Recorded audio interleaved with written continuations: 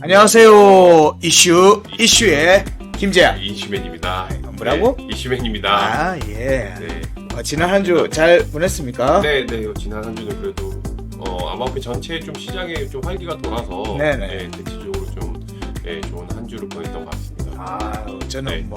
근 2주 동안 독감으로 인해서 목소리가 잘 안 나오더만. 지금 많이 괜찮으신 것 같아요. 지금 이제 조금씩 더 좋아지고 있는 것 같아요. 네. 예, 그래서 이슈에서 이번에도 좀 좋은 소식을 다루자면 좀 더 목소리가 좋아질 것 같아요. 알겠습니다. 네네. 일단 뭐 리플 얘기는 너무 많이 나와서 좀 배제를 했고요. 네. 처음에 이제 바로 넘어가 보자면 네네. 역시 블랙록 얘기를 또 빼뜨릴 수가 없어요. 지금 또 한 주간에 또 사건 사고도 터지고 네. 소식도 나왔는데 지금 암호화폐 시장이 이슈 메이커입니까? 네 블랙록이? 정말로 뭐 거의 아무래도 자산 운용 규모가 일경이다 보니까 그리고 이제 이쪽 뭐 ETF 쪽에서는 세계 최고의 뭐 금융 전문가들이 모인 집단이잖아요. 네네. 그렇기 때문에 지금 첫 번째 기사부터 보면은 이 부분은 많이 이제 너무나 큰 뉴스였기 때문에 접하셨을 거라 보고 있습니다. 네네. 그 비트코인이 아니라 이제 현물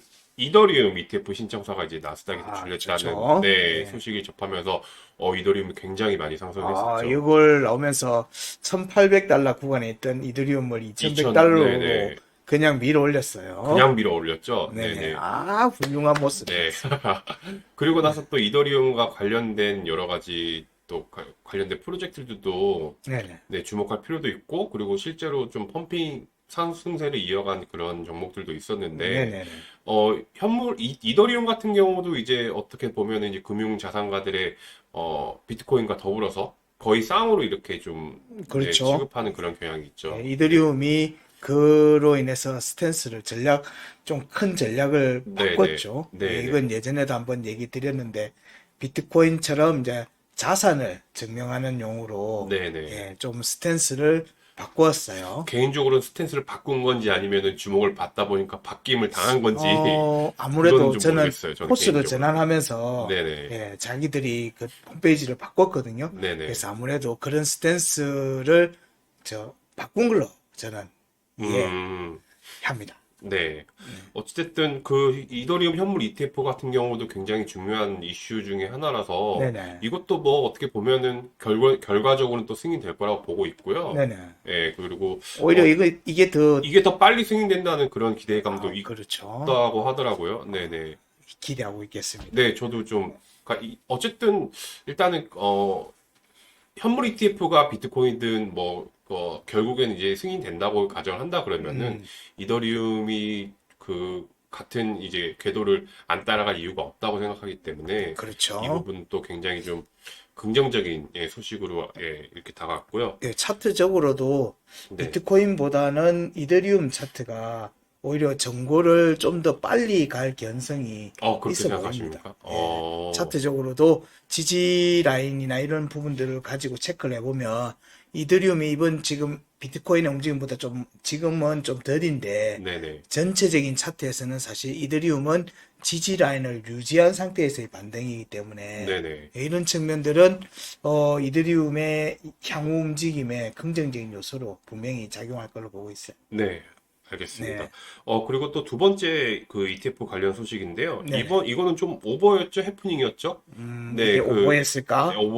지금은 오버어로 밝혀졌는데, 네네. XRP, 그러니까 리플이 또 블랙록에서 또 그 ETF를 신청한다는 그런 기사가 나오면서 엄청나게 급등을 했고, 이게 이제 결국에는 사실 10% 정도 했습니다. 그 정도면 지금 괜찮죠. 리플 홀더들이 얼마나 많은데. 리플이 한번 쏘면 한 20, 30%씩 막 쏜단 말입니다. 네네. 알겠습니다. 어쨌든, 네. 그래서 결국에는 지금 상태는 이게 가짜 뉴스라고 밝혀지면서 다시 이제 등락을 했습니다. 네네. 네. 이게 그래서 지금, 그 법무부에다가 이제 상장하는 그 부서에서 법무부 쪽으로 이제 사건이 이관을 했다고 합니다. 네네. 네, 그렇게 돼서 이제, 가짜 블랙록 그 리플 신탁을 이제 조사를 의뢰한 상태인데, 네네. 이게 지금 블랙록 같은 경우에는 이제 무슨 비트코인 무슨 ETF 거기에다가 이제 아이쉐어스라는 그게 항상 붙어요. 그렇죠. 근데 이번에 올라온 것도 아이쉐어스가 붙었고 네네. 그리고 이제 거기 이건 선물이었어요. 아이시였으면 선물이었을 것 같은데. 신탁 신청이라고만 하는데 어쨌든 ETF라고만 저는 지금 알고 아, 있어요. 예, 예. 예. 그렇기 때문에 지금 거기 블랙록에 상무이사의 명의로 이렇게 올라왔다고 해가지고 이게 과연 맞는 건가 싶기도 하고, 네. 뭐 또 음모론을 또 어떻게 펼치실지 네. 모르겠지만은 어쨌든 간에 이것도 굉장한 해프닝 중으로 뭐 사건은 뭐 일단락에 빠르게 진행이 됐지만 네네. 어쨌든 조금이라도 좀 전 개인적으로 좀 많이 출렁했다고 봐요. 이게 단기간적으로 봤을 때. 이전에 22년도 하락 구간에서도 사실 리플이 이 소송권 관련돼 갖고 여러 얘기 나오다가 구간을 맞춰야 되는 움직임이 있었거든요. 1,500원 구간을 맞춰야 될 네네. 때 이게 그때 났던 오보가 코인베이스 리플 재상장 이슈였어요. 네네. 예, 그렇게 하면서 거래량을 터뜨리면서 그 해당 구간에 대한 종가를 확보하는 움직임이 이어지고 난 뒤에 조정이 나왔거든요, 사실. 네네. 예, 지금 이 리플에서는 그런 움직임들이 한 번씩 이렇게 나오긴 하는데 차트적으로 보게 되면 사실 이렇게 급등과 급락이 나오는 모습의 움직임이 나올 경우에는 네. 실제 매물을 소화시키는 과정을 만들려면은 어쩔 수 없이 박스권이 나와야 돼요. 차트적으로는. 네. 근데 급등과 급락이 나왔다는 구간에서는 제가 보는 기술적 분석에서는 이게는 지금 거래량을 터뜨린 거다라는 음. 관점으로 보고 있어요. 사실 블랙록 그 비트코인 뭐 가짜 뉴스 나왔을 때도 동일한 관점이었거든요. 네. 그래서 이게 뭐 실제로 ETF 신청이 진행됐는지 안 됐는지는 떠나서 일단 유의미한 거래량을 터뜨리는 움직임이 전개됐다. 네네. 예, 그래서 이 매물을 소화시키기는 쉽지 않았을 거기 때문에 네네. 여기에서 거래량을 터뜨리는 부분들에 대한 피드백이 시장에서 나오지 않겠는가 정도는 음. 기대하면서는 보고 있습니다. 어쨌든 그럼 정리를 하자 그러면은 단순한 오보에 의한 급등 급락임에도 불구하고 네, 거기에 관한 과정을 좀 지켜볼 필요가 있다. 그렇죠. 유의미한 그런 급등과 예. 급락이었다. 이렇게 보시는 예, 거군요. 블랙록이라는 곳이 이슈의 시장에 지금 이렇게 막 제일 거의 네, 화두가 나오면은 이슈를 되죠. 빨아들이는 네. 요소가 있다 보니까 활용의 측면도 있겠지만 이런 부분들이 지금 현재의 리플이라고 하는 그 이슈가 있잖아요. 그렇죠. IPO와 지금 이제 네네. 남은 게 소송에 대한 이제 실제 합의 합의권에 일정도 대한 이제 어느 정도 네네. 정해져 있는 상태이죠. 그래서 네. 그런 부분들을 염두에 두고 사실 이 리플이 그 부분이 해소가 되면 사실은 이제 남아있는 게 호재가 두 개가 남아있는 걸로 보는 거예요. 저는 그 소송의 합의권이 이게 IPO하고 연결돼 있는 걸로 보기 그렇죠. 때문에 네네. 이게 결국에는 하나의 이벤트다라고 네네. 보고 있는 거고 그러면 이거는 보다는 리플의 악재라고 할 수 있는 게 실제로 좀 무겁고 그리고 이전에 지금 소송건으로 인한 부분들이 제일 컸으니까 네네. 그게 사실상 마무리 단계로 들어가는 과정에서 이런 류의 이제 뭐 가짜 뉴스든 뭐든 이게 터지면서 거래량을 터뜨리는 움직임들이 이어져 나온다는 거는 네. 이거는 굳이 지금 시기 네네. 굳이 왜냐면 차트가 하락하고 있을 때 네. 하락장에서 나올 경우에는 이 부분은 좀 리스크가 있었겠지만 지금 이제 차트들이 다들 반등을 하고 추세 상승을 하는 과정에서 리플이 아직 그 부분을 못 따라가고 있는 상태에서 이런 움직임이니까 네네. 이 부분을 마냥 부정적으로 볼 필요는 없겠다. 저는 그렇죠. 생각이 제 개인적으로 가지고 예, 있습니다. 저희가 저번 주 이슈 점검에서도 다뤘지만은, 악질하기보다는 남은 게 이제 호재 중에 하나라고 저희가 저희도 뭐 생각을 하고 호재라고 볼 수 있잖아요. 있는 거죠. 예, 예. 어쨌든 그동안에 뭐 2021년부터 질질 끌었던 그런 소송건에 대한 악재는 이미 시장에 반영되었다고 저희는 보고 있기 때문에, 네, 잘 알겠습니다. 네네. 그리고 이제 ETF 관련해서 마지막 세 번째 소식인데요. 네. 이게 지금, 어, 커뮤니티나 그런 쪽에서도 지금 이번 지금 비트코인이 좀 어떻게 보면 조정 단계이긴 한데 네. 하락장을 야기한 게 뭐 블랙록의 ETF 신청서가 뭐 좀 그 수정할 필요가 있다 뭐 이런 찌라시 같은 게 돌고 있긴 했어요. 네네. 근데 제가 뉴스를 봤을 때는 이게 블랙록 측에서 지금 스테이블 코인에 대한 위험성을 강조했다는 그런 기사가 나왔습니다. 네. 어찌됐든 간에 지금 많은 뭐 금융 자산들을 패깅을 해가지고 지금 1달러를 유지하는 게 스테이블 코인이라고 하지만은 음. 투자자들 사이에서는 이 부분에 좀 위험성이 있다고 조금 강조를 했던 그런 소식이 있고요. 네. 거기에 뒷받침하듯이 이제 최근에 나온 뉴스 중에 하나가 시총의 100억 달러 이상의 스테이블 코인 중에서 올해 그 디패깅, 그러니까 1달러의 가치가 깨지는 디패깅이 네. 609번이나 이렇게 발생했다고 합니다. 이게 무디스 자료였는데, 뭐 그렇죠. 네, 그래서 이런 쪽에서 조금 좀 위험한 그런 부분이 없지 않느냐고 이제 블랙록 측에서 예. 강조한 부분이 있었다고는 합니다. 근데 네, 저는 이거를 반박이라고 하기도 그렇지만 네, 이게 사실 스테이블 코인이라고 하는 이름에서 오는 이제 부분들이 있는데 네, 사실 이런 부분들이 암호화폐라는 게 가지고 있는 약간의 특성 같은 게 외환, 환내가 실제 통화에 관련돼 있는 부분들에 대한 속성을 가지고 있기 때문에 네, 네, 통화는 기본적으로 각 자국 간에 외국 간에 환율이라는 게 존재하지 않습니까? 네. 환율이라는 거를 존재한다는 얘기는 환율도 매시, 매초 이렇게 또 유동적으로 움직이고 있죠. 그렇죠. 네, 네. 기본적으로 그 가치를 유지한다는 것 자체가 자본시장에서는 존재하지 않는 개념이에요. 실제로는 존재하지 않는 개념을 그렇게 얘기를 하고 있는. 그래서 실제로 스테이블 코인에 대한 부분들도 1달러의 패깅인데 1달러도 사실 가치가 등락을 숫자로서는 1이지만은 상대적인 가치는 계속 그렇죠. 변함을 하고 그 있다는 자체가 거죠. 네, 의미가 그러니까 말이 안 되는 내용들을 가지고 네, 그렇게 얘기를 하고 있는 게 그냥 자본주의 룰이니까 그렇게 네, 하는 건데 스테이블 코인에서의 부분들은 이게 아무래도 그런 게 있을 거예요. 암호화폐에서 많이 쓰이니까 스테이블 코인을 발행하는 데 있어 갖고 이 네, 담보에서의 보통 부분들 이게 이제 발행하고 난 뒤에 이 부분에 대해 현금으로 다시 바꿔주는 거에 대해서 보증하는, 네, 그렇죠. 국채와 미국 국채나 비트코인으로 보통 이렇게 구성을 많이 하고 있기 때문에 이더리움이나 네, 이런 부분에서 오는 이제 노출 음, 위험들 요 정도의 얘기라고 보고 실제로 이번에 조정이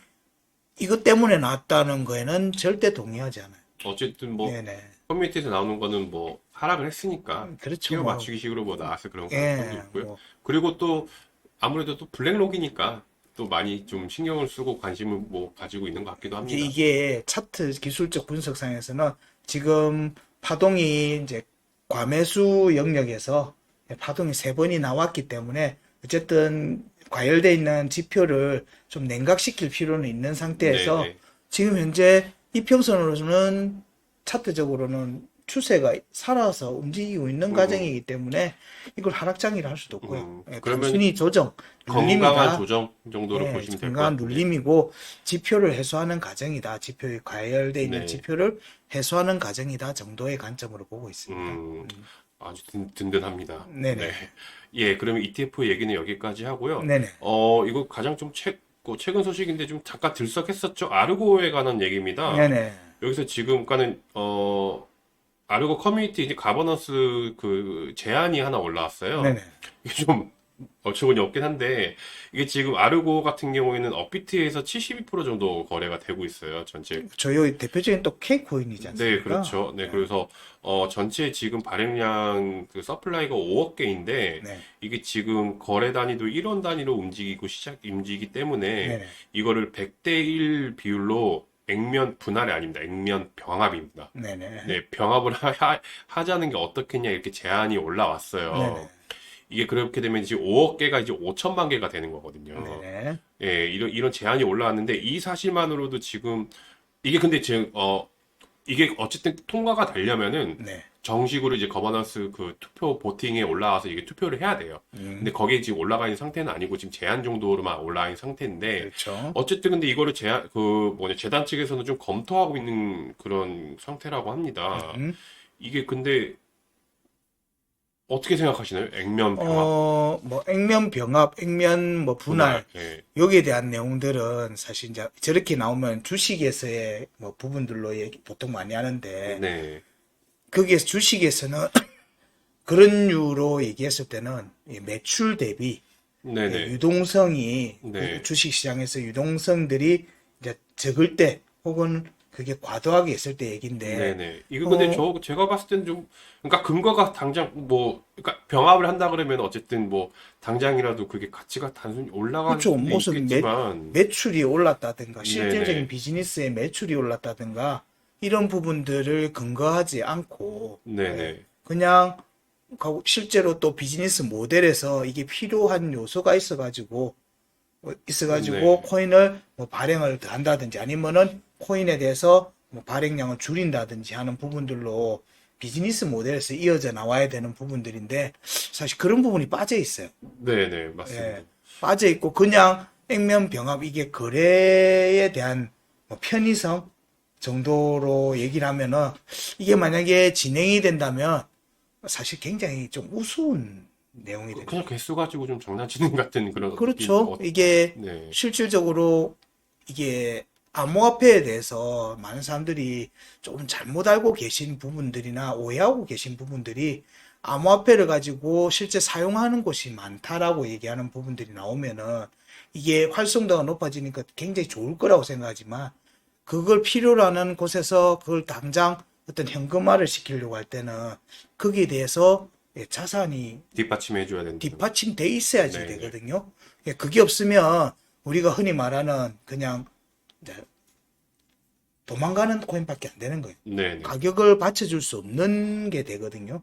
그러면 먹튀로 갈 수밖에 없는 게 돼요.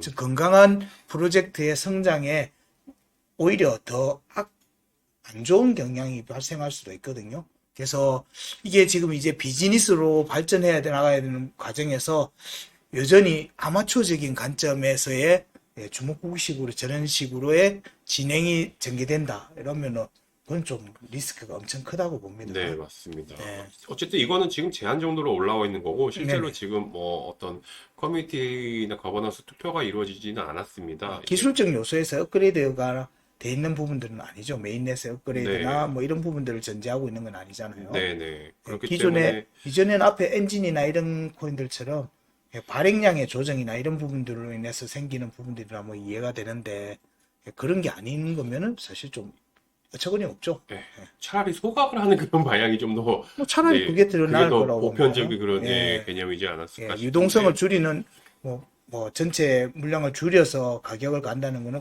그것도 결국 재단이 자본을 투자한다는 거잖아요. 맞습니다. 예, 네. 그런 부분이 전제되지 않은 부분들이라면 사실은 저거는 그냥 눈속임일 가능성이 높다는 겁니다. 네, 그렇습니다. 그래서 이거는 지금 어쨌든 해프닝으로 끝날 가능성이 있는데, 네. 이 제안이나 이런 소식이 올라와서 잠깐 동안에 좀 엄청나게 급등세를 보이긴 했었어요. 네. 그래서 이게 뭐 어떻게 될지는 모르겠지만, 어쨌든 재단 측에서도 검토는 하고 있다고 하니까, 예, 다시 또 이 결과를 지켜봐야 될 것 같습니다. 네네. 네, 그리고 이제 마지막 뉴스인데요. 플로우 얘기입니다. 아, 예. 플로우 측에서 플로우. 지금, 디즈니와 협업을 해서, 그러니까는, 그, NFT 플랫폼을 출시를 한다고 하는데요. 네네.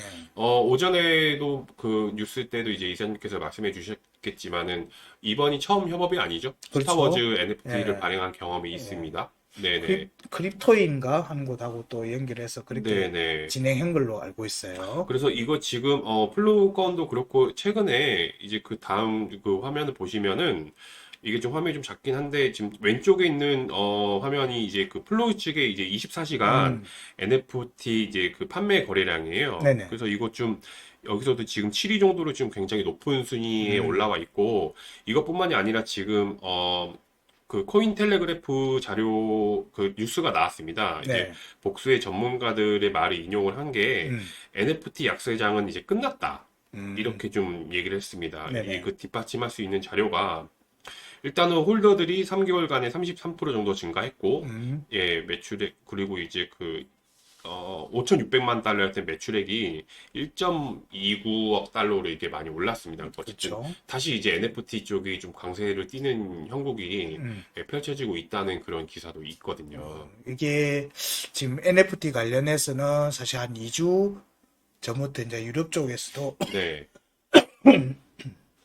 영국도 그렇고 이 NFT를 뭐 DID하고 연결시켜서 뭐 신원 부분들에 대한 부분들과 연동해서 뭘 할 방법들 그리고 여기에 대한 규제나 이런 부분들을 좀 준비하는 게 유럽연합 측에서 진행하는 내용들이 좀 있는 것 같아요. 네네, 예, 그래서 이런 부분들이 이제 언론에 계속 노출이 되고 있는 측면도 있었고 그리고 이제 실제 판매량도 조금씩 네네, 조금씩 늘어나고 있는 측면들을 봤을 때 NFT라고 하는 카테고리에서의 일단 시장 반등 요소 예, 이런 부분들은 지금 시점이 지금 이더리움이 반등과 더불어서 네. 예, 레이어 2에서의 또 한 축을 차지하는 게 NFT거든요. 그렇죠. 예, 그래서 그 NFT의 뭐 이더리움이 상승이 되면 당연히 저런 뭐 NFT 카테고리도 같이 같이 반등한다고 상승한, 예. 보고 있기 때문에 NFT 같은 경우에는, 그러니까는 좀 전에 말씀하신 이더리움, 그리고 이더리움뿐만이 아니더라도 네네. 어떤 뭐 디파이라든지 아니면은